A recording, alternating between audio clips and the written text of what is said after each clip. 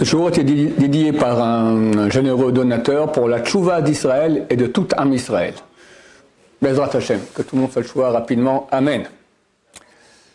Ok, chers amis, nous sommes en 5784,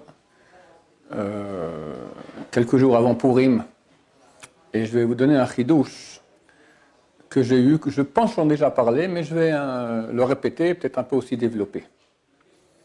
Bon, la Megillat Esther, c'est un des livres les plus, comme a dit le Rav Baruch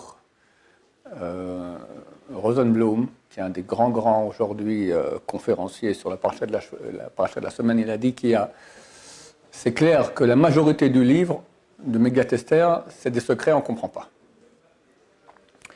Et même le nom de la Megillat Esther signifie quoi? Megillah, c'est un mot gilouï, dévoilement, Esther, de ce qui est caché. Jamais le nom de Dieu n'apparaît dans la Megillat Esther, mais il y a là-bas des notions extraordinaires. Vous tous avez souvent entendu parler du cours germanien que j'ai fait. On voit là-bas les 10 fils d'Aman, ça correspond à Nuremberg 1946, etc. Il y a des choses fantastiques. À la fin de la Megillah, c'est chapitre 9, verset 29. Vatirtov Esther Hamalka bat Avichail uMordechai Yehudi et kol tokef. Et Esther Hamalka, la reine, fille de Avichail, et Mordechai le juif, ont écrit toute et kol tokef, toute la puissance. Tokef, c'est même plus que puissance, c'est un mot, c'est même agressif. Tokef, c'est agresser quelqu'un, donc c'est une puissance très grande, très puissante. Et là, il y a une virgule. Les Kayem et Igeret à Purim Azot Hashanit, de réaliser les paroles de cette nouvelle lettre de Purim, la deuxième. Ça veut dire que, en fait, Mordechai, il a écrit une première lettre demandant à tous les Juifs de tout l'Empire de pratiquer la fête de Purim. Et il a écrit une deuxième lettre, cette fois avec la reine Esther, pour demander de pratiquer cela. C'est très bizarre. Pourquoi fallait écrire une deuxième lettre? Alors, il y en a qui disent que parce qu'ils n'ont pas... les Juifs, ils ont eu peur. Quand on va commencer à faire la fête parce qu'on a tué beaucoup de nos ennemis, on va se faire zigouiller. Alors, il a réécrit avec la reine Esther pour dire non, c'est la reine elle-même qui dit qu'on peut le faire. Mais c'est étonnant, cette explication, qui est l'explication des sages d'Israël, elle est quand même étonnante parce que juste auparavant, les versets juste avant, c'est marqué, il y a toute une série de versets qui dit que les Juifs ont pris sur eux et leurs descendants, de faire ces 2 jours de fête de Purim en son temps. Et ces jours de Purim sont rappelés et se font chaque génération, famille et famille, pays et pays, ville et ville. Et ces jours de Purim ne passeront jamais, plus jamais disparaîtront, et leur souvenir ne cessera pas d'être dans la descendance du peuple d'Israël. Bon, alors ça va, c'est entériné, c'est réglé, c'est verrouillé, tout va très bien. Et tout d'un coup, on nous réécrit maintenant une deuxième lettre pour dire, allez, deuxième lettre de Purim. Pourquoi? Très bizarre. Autre chose bizarre, quand c'est ici la reine Esther, Esther Malka bat Avichail, la fille de Avichail. Il n'y a que 2 fois dans toute la Megillat Esther où on cite Esther, fille de son père, fille de Avichail. Le mot Esther, il apparaît des dizaines de fois, peut-être des centaines de fois dans la Megillah, je ne sais pas. Mais Bat Avichail, que 2 fois. La première fois, c'est dans le chapitre 2, verset 15, quand toutes les vierges vont passer pour aller chez le roi, alors tout ce qu'elle demande, on lui donnera. Elle veut des joueurs de tambourin, elle veut que ce que j'en sais, des petits feux d'artifice, des habits spéciaux, tout ça, on lui donne tout ce qu'elle voulait. Et c'est marqué que Esther Bat Avichail, lo biksha davar, elle n'a rien demandé. Elle est comme ça. Ok. Où est le rapport avec Avichail? Pourquoi on cite là-bas Avichail, son père? Et pourquoi ici, lorsqu'elle écrit la deuxième lettre, on rappelle aussi son père? Abraham Kanevsky, il a écrit un livre, un commentaire sur la Bible, Talmud Ekra. Lui, il donne une explication, mais bon, pas profonde, on va dire. Juste, c'est clair, mais nous, on va aller dans les profondeurs. On veut les galotes Esther, dévoiler les grands secrets de cette Megillah. Alors, il dit tout simplement, son père était un grand sadique. Et elle a reçu de la maison de son père d'être pudique, de ne pas demander des choses. Donc elle a agi comme ça, comme son père, qui était pudique, ne demandait rien. Bon, c'est un peu curieux parce qu'elle n'a jamais vu son père. Son père, il est mort lorsque sa mère est tombée enceinte. Et lorsque sa mère l'a couché, la mère est morte. Alors on explique que c'est les amis, les gens racontaient comment était son père, donc elle a pris l'exemple. Et pourquoi ici on rappelle aussi une deuxième fois que c'est la fille de Avichaïl. Alors Rabbi Chaim Kanievsky dit Avichaïl, c'était donc l'oncle aussi de Mordechai, c'était un grand sadique.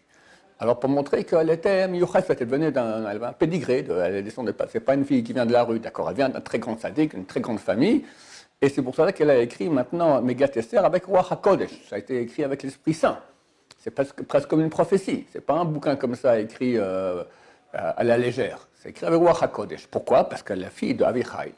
Explication de Rabbi Chaim Kanievsky. On va essayer de voir des choses plus profondes, Merci Hashem. Un des grands rabbins de la Chassidut, Maor Vashemesh, donne l'explication sur ce verset. Il faut savoir que dans ce verset, il y a deux choses bizarres. Un, Vatir Tov, et elle a écrit Esther Amalka Bat Avichaïl et Mordechai Yehudi, et Kol Tokef, toute la puissance. Dans le mot Vatir Tov, le taf, il est écrit en gros, une grosse lettre, un taf, un gros taf. Pourquoi un gros taf? Deuxième chose, comme j'ai expliqué, c'est quoi tout ce tokef? C'est marqué, ils ont écrit toute la puissance, il y a une virgule. On a dit toute la puissance d'aller, que la suite du verset dit d'aller réaliser toutes les paroles de cette deuxième lettre. Ils ont réalisé toute la puissance, point, virgule, et un arrêt. On dirait que cette puissance en soi, c'est quelque chose. Après, ça continue, la puissance de cette deuxième lettre qu'ils ont écrite. Alors, Maor Vashemesh explique comme ça. Il dit, le Rokeach, c'est un grand rabbin du Moyen-Âge, c'est marqué Eshet Chayil Meimsa. C'est ce passage qu'on dit d'ailleurs tous les vendredis soirs avant le Kiddush. C'est en fait le dernier chapitre de Michelet, des Proverbes, et il contient 22 versets par rapport aux 22 lettres. Et le premier verset, Eshet Chayil Meimsa, une femme vertueuse qui trouvera. Et là-bas, on vante toutes les qualités d'une femme vertueuse. Et le Rokeach, au Moyen-Âge, va citer, par rapport à 22 versets, 22 femmes vertueuses de l'histoire juive. Les meilleures femmes qu'il y a eu dans le peuple juif.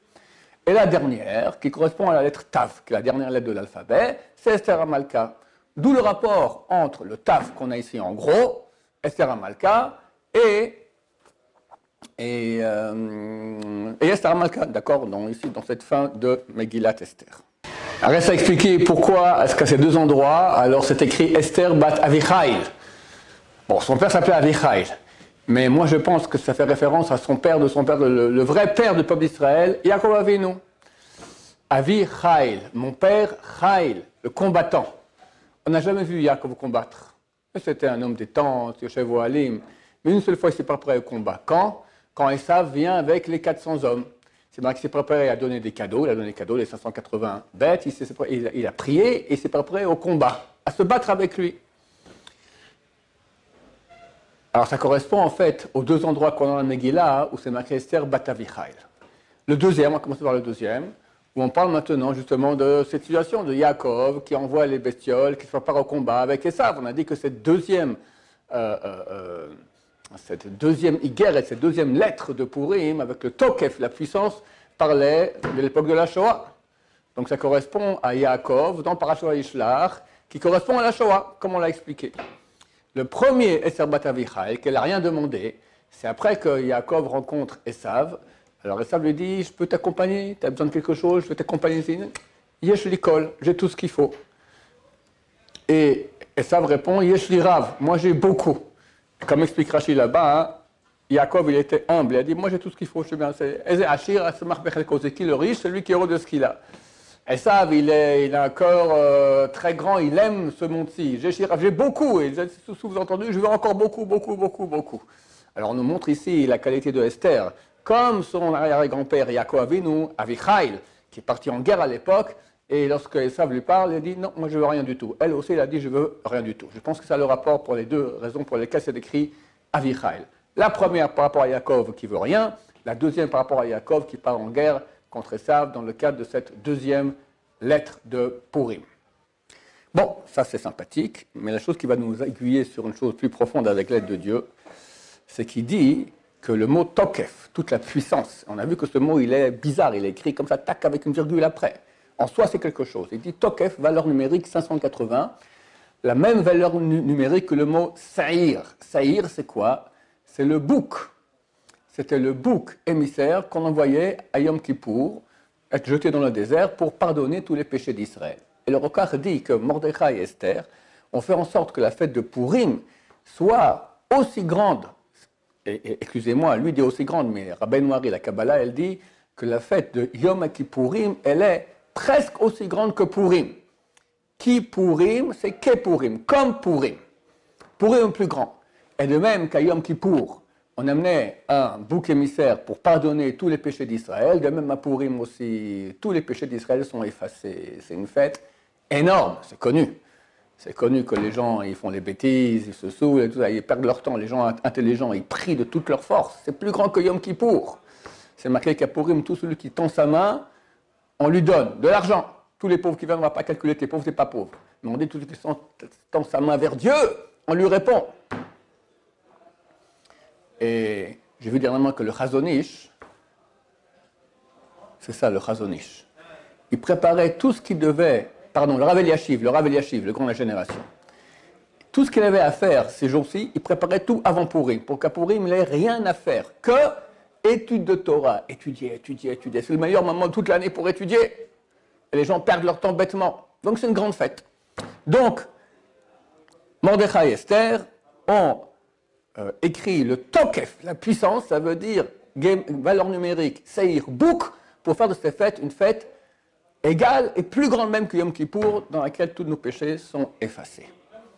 Et là, je me suis permis de rajouter à cela, avec Avoga, toutes les explications qui ont été données qui sont excellentes, on va se permettre chacun, il a sa petite partie dans la Torah aussi. Bon, vous connaissez, si vous ne connaissez pas, c'est la peine d'aller voir mon cours Germamia, que quand j'arriverai au ma bande, on me dira qu'est-ce que tu as fait d'intelligent sur Terre, je lui dis j'ai fait ce cours-là. Voilà, c'est ce que j'ai à dire. Là-bas, je fais un rapport entre Parashat Vaishlach et la Shoah. Vaishlach, en deux mots, il faut aller voir le cours parce que je ne peux pas en parler aussi rapidement, mais Yaakov sépare son campement en deux, apprenant que Esav vient avec 400 hommes. Il a très très peur. Et il envoie, il dort, il a dormi cette nuit, et il prend des choses qu'il a près de lui, il commence à envoyer des bêtes, 580 bêtes. 581, valeur numérique, Saïr, bouc émissaire, à Esav. Esav reçoit les animaux, il a été adouci, et dès qu'il voit Yaakov le lendemain, il vient, il l'embrasse, etc., et tout finit bien. Alors qu'il avait loué 400 hommes pour tuer Yaakov. On pose beaucoup de questions, il y a beaucoup de termes là-bas qui ne sont pas clairs. Il a envoyé des anges vers Esav. Pourquoi il envoie des anges? Il envoie les anges devant lui. Pourquoi devant lui? En plus, c'est écrit qu'il a séparé le camp en deux. Mais on voit que lorsqu'il rencontre Esav, tout le camp est là, ils sont tous ensemble. Alors pourquoi il a séparé? À quoi ça sert? On a expliqué qu'en fait, il a envoyé les anges en avant dans l'histoire. Ou Berlin 1939, où vient Esav, valeur numérique, Adolf Hitler, pour le tuer.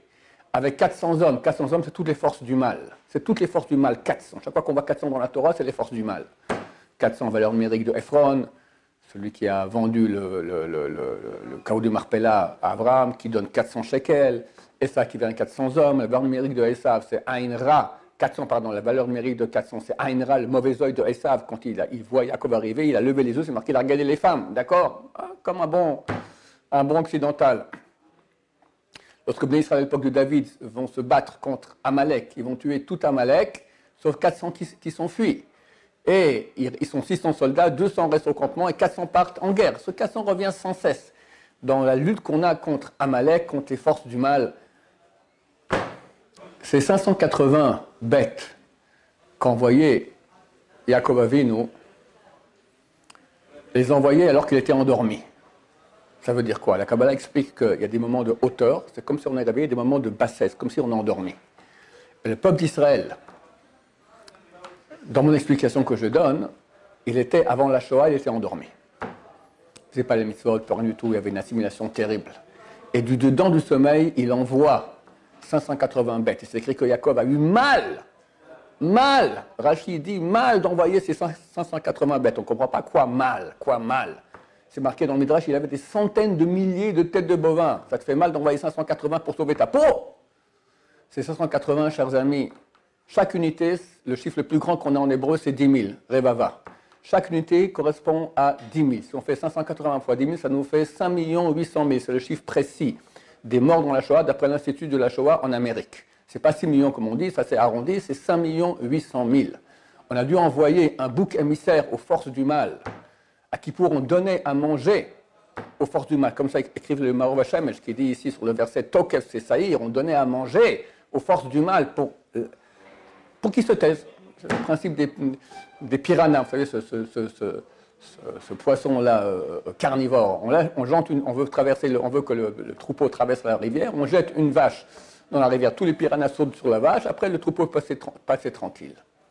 Et c'est là ce qui s'est passé durant la Shoah. On a dû envoyer 580 millions, non, 5 800 000 de nos frères dans les camps Hachem Ishmor. Alors c'est quoi qu'il a séparé son camp? À l'époque de Yaakov, il n'a rien séparé. Mais à notre époque, maintenant, c'est de cela qu'on parle dans Parashat Vayishach. Il a séparé. Une partie a été bouffée, c'est le mot d'accord, dévorée par Hitler, Gematria, valeur numérique, Adolf Hitler, et l'autre a pu être sauvé. Et je pense que Mordechai et Esther ont donné un signe à cela ici. C'est quoi cette deuxième lettre? Première lettre, c'est le Purim de l'époque. On a gagné. Ici, on nous annonce, attention, ça va être dur. D'abord, on va Tirtov, un grand taf. Taf, valeur numérique 400. On n'a pas fini, les forces du mal, 400 vont revenir. Tokef 580, on devrait envoyer 580 bestioles pour faire taire ce Adolf Hitler, ce Esav, ce Haman. Je pense que c'est le signe qui est écrit ici. Et on voit une chose intéressante, c'est que grâce à quoi on a été sauvés dans la Megillat Esther. C'est marqué, cette nuit-là, le sommeil du roi a été dérangé. Son simple, Achashverosh, il n'arrive pas à dormir. Pourquoi Esther, elle invite moi avec Haman à un repas, puis 2 fois? Qu'est-ce qui se passe ici? C'est pas normal. Peut-être que j'ai fait du bien à quelqu'un, quelqu'un m'a fait du bien, et je n'ai pas été suffisamment, je n'ai pas octroyé en retour quelque chose pour le bien qu'il m'a fait. Alors il demande qu'on l'amène le livre des chroniques, et on lui raconte qu'effectivement, Mordechai lui a sauvé la vie, et il n'a rien fait. Et comme ça, c'est là que tout a changé dans la Megillat Esther. Mais ça, Israël, on dit, quand on parle du roi dans la Megillah, ce n'est pas Achashverosh, c'est le roi. Le roi Nadéda, le roi qui dormait. Achashverosh, il vient, et il dit à Haman, non, Haman vient voir Achashverosh, lui dit, je veux tuer ce peuple-là, je te donne l'argent, laisse-moi le faire. Achashverosh, marqué dans le traité Megillah du Talmud, dit, j'ai peur de leur Dieu. Qu'est-ce qu'il a fait à Pharaon en Égypte, tout ça, je ne veux pas qu'il y ait, qu'est-ce qu'il a fait à Nebuchadnezzar, je ne veux pas qu'il me règle mon compte à moi. Il ne t'en fait pas. Leur Dieu, il dort. C'est écrit dans les livres de Kabbalah qu'effectivement, il n'y avait pas d'astrologue aussi grand que Haman. Et il voyait dans tous les mondes spirituels que Dieu était endormi. Il n'y avait rien. Fini. Pourquoi? Parce qu'il a dit Yeshno Am Mefurad. Yeshno Am, comme ça a dit Haman, il y a un peuple séparés dans ton royaume, ils sont un peu partout dispersés dans ton royaume. Alors les Israël ont dit Yashnu, il y a, c'est aussi Yashnu, ils dorment des mitzvot. Et si Bnei Israël dorment des mitzvot, Dieu dort des mitzvot. Ce qu'il ne savait pas Haman, c'est le verset du Cher Hashirim, du Cantique des Cantiques, Ani, Yeshena, je dors, Veli bi'er, mais mon corps est réveillé. Ça, il ne savait pas. C'est pour cela qu'à Purim, on fait tout pour être inconscient, parce qu'on a reçu une aide du ciel qui était au-delà de la conscience. Dieu était endormi quelque part, mais néanmoins, il a amené un flux d'aide extraordinaire. Alors on se saoule, on est inconscient. Depuis qu'on fait des mitzvahs inconscients, au contraire, il faut être super conscient quand on fait une mitzvah. C'est ça la mitzvah, être inconscient, se saouler, se déguiser pour monter. Tout était à l'envers, tout était à l'envers. Maintenant, pourquoi Dieu s'est réveillé? Si après tout, Haman dit que le peuple d'Israël dort des mitzvot, alors Dieu ici dort, et moi je peux aller maintenant à Haman, et les égouiller, terminer, on va tous les faire une chose à Hachem Ishmor. Bien pire qu'Hitler, c'est en un jour plus personne. Ils ont fait tchouva. Mordechai et Esther ont demandé au peuple de jeûner 3 jours consécutifs, 72 heures, les femmes, les enfants, tout le monde. Ils savaient qu'ils allaient mourir. Ils ont fait tchouva. Il n'y a jamais eu de tchouva aussi grande dans l'histoire qu'à ce moment-là. Il y a aujourd'hui, Baruch Hashem. Aujourd'hui, c'est pas à cause d'une menace de mort, c'est par un amour de Dieu. C'est beaucoup plus grand. Mashiach viendra, Bezrat Hashem. Donc ils ont fait tchouva. Alors c'est ça, Balaïla, où cette nuit, le sommeil du roi s'est réveillé. Il a mal dormi. Dieu s'est dit, ok, allez, là, ils sont en train de faire tchouva. Ok, j'arrête de dormir, je m'en occupe. Et on a été sauvés. Le même terme, chers amis, qui est écrit ici, Balaïla, où il est écrit dans Parashat de Vaïshlach. Yaakov prie Dieu, sauve-moi de la main de Esav, etc. J'ai peur qu'il vienne et qu'il me tue. En passant, il dit, j'ai peur qu'il vienne et qu'il me tue. Em al-banim, la mère sur les enfants. C'est quoi ce terme-là, la mère sur les enfants? On a le Teilim, on dit ça dans le Hallel. Em habanim smecha, alléluia. La mère des enfants est heureuse, alléluia. Ça signifie quoi? Qu'à la fin des temps, la mère, c'est la Shrina. Elle va ramener tous les Juifs en terre d'Israël. Elle sera heureuse. Yaakov prie, j'ai peur qu'il va toucher ça, qu'à la fin des temps, il y aura un début de retour en terre d'Israël. Et il y aura la Seconde Guerre mondiale. Et Rommel va arriver jusqu'en Allemagne, jusqu'en El Alamein, d'accord, jusqu'en Égypte. Ils n'avaient jamais eu aucune défaite allemande, la première défaite allemande, grâce à Dieu. Parce que ce n'est pas que l'armée anglaise avec Montgomery était plus forte, c'est parce qu'il y a eu un problème de coordination du bon Dieu entre les paquebots de pétrole, les bateaux de pétrole allemands et les tanks, les panzers de Rommel, Erwin Rommel, le général allemand de l'Africa Corps, et ils ont été mobilisés et les Anglais ont pu gagner. C'était ici, à 2 pas de Jérusalem. Ma mère qui est née à Jérusalem, elle est née en 1936, elle me raconte, elle se souvient encore comment on faisait des fortifications, des bunkers, des sacs de sable, parce que les nazis arrivent. Première défaite de la guerre, on était sauvés. Grâce à quoi? Grâce à la prière de Yaakov. J'ai peur qu'ils viennent et qu'ils me tuent. La femme sur les enfants, la Shrina qui est en train de ramener maintenant les Juifs en terre d'Israël, ont été sauvés in extremis. On a dû payer 580 bêtes, Saïr, bouc émissaire qu'on a envoyé à Esav, Adolf Hitler, Hachem Ishmor. Alors dans ce texte-là, après que Yaakov ait prié, c'est écrit Balaïla Haou, cette nuit, il a pris tout ce qu'il y avait près de lui, il a envoyé les 580 bêtes. Pourquoi on nous dit le même terme exactement? Je vais expliquer. Non, c'est marqué mieux encore, c'est marqué Vayalen Balaïla, où il a dormi cette nuit. Yaakov dort, Yaakov c'est le peuple d'Israël, on dormait. La même accusation qu'a fait Haman, qui a dit t'en fais pas, ils dorment. Mais il s'est trompé parce qu'il y a eu, on s'est réveillé, on a fait tchouva, donc Dieu s'est réveillé. Mais à l'époque de la Shoah, il n'y a pas eu. Hélas, il n'y a pas eu.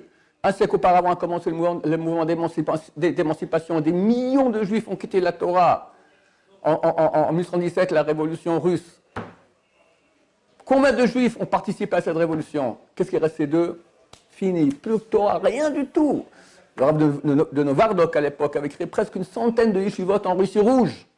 À la fin, c'était trop difficile. Le Chafetz Chaim leur a dit quittez tous. Ils ont quitté, ils sont partis à la frontière. Mais c'est fini. Le monde de la Torah s'est écroulé. Yashnu mina mitzvot. Ils ont dormi des mitzvot. Une grande partie qui s'est insérée dans le mouvement sioniste athée. On va créer un pays athée en Israël, sans Torah. Et des millions de Juifs ont quitté la Torah. Yashnu mina mitzvot. Ils ont dormi des mitzvot. Laïla ou cette nuit, Yilen, il a dormi cette nuit. Il a dû prendre endormi les 580 bêtes. Je crois qu'on a un remez, on a un signe à cela ici dans ce verset-là. On voit le taf qui correspond à 400, les 400 forces du mal, Esav qui vient. On voit Tokef, les 580, qu'il faudra envoyer 580 fois 10 000 pauvres frères dans les camps. Et Mordechai et Esther qui ont fait une deuxième lettre. Pourquoi une deuxième lettre? Ok, la première c'est réglé, c'est Purim de notre époque. Mais sachez qu'il y a encore un deuxième Purim où là on va rater. Pas complètement raté parce que Baruch Hashem, le peuple d'Israël, il est éternel et on a survécu et très bientôt on verra à la fin. C'est marqué que lorsque Yaakov arrive en terre d'Israël après sa rencontre de Esav, c'est marqué Vayavo Yaakov Shalem. Il est venu entier. Alors Hazal disent entier dans son corps, qui n'a pas été blessé, entier dans son argent et entier dans sa sagesse. Et nous de même, on sait que Yaakov Avinu, il est parti 20 ans en exil, ça correspond aux 2000 ans d'exil dans lesquels nous étions, et on est revenu en terre d'Israël. Au niveau du corps, on a la même quantité de Juifs qu'il y avait avant la Shoah. Au niveau de la sagesse, Baruch Hashem, le monde de la Torah, on n'a rien oublié pendant 2000 ans d'exil. La Torah, elle est fructifiante, elle n'a jamais été aussi forte et si belle qu'à notre époque. Et Baruch Hashem, au niveau de l'argent, on a une des meilleures économies du monde. Baruch Hashem. Voilà, Baruch Hashem, que On est droit maintenant à la Géoula totale avec Mordechai et Esther. On était chez le Yanouk il y a quelques semaines, il a dit, c'est marqué ici, ce verset que j'ai tiré, c'est marqué, voilà. Ces jours de Purim ne passeront pas des Juifs et leur souvenir ne s'arrêtera jamais. Et la fête de Purim continue. Il a dit, Mordechai et Esther sont là. Et ils prient pour nous, et ils jeûnent pour nous. Je ne sais pas comment on a pu dire ça, ils jeûnent pour nous, quoi, dans le monde, dans l'Amaba, leur âme, ils jeûnent. Peut-être qu'ils sont là, peut-être en Megulgalim, en réincarnation, j'ignore. En tout cas, on va encore vivre un très grand Purim, Hashem, encore des grandes. On va être sauvés par Hashem avec des grands miracles. Et Mashiach Madra Berachamim. Amen, va Amen.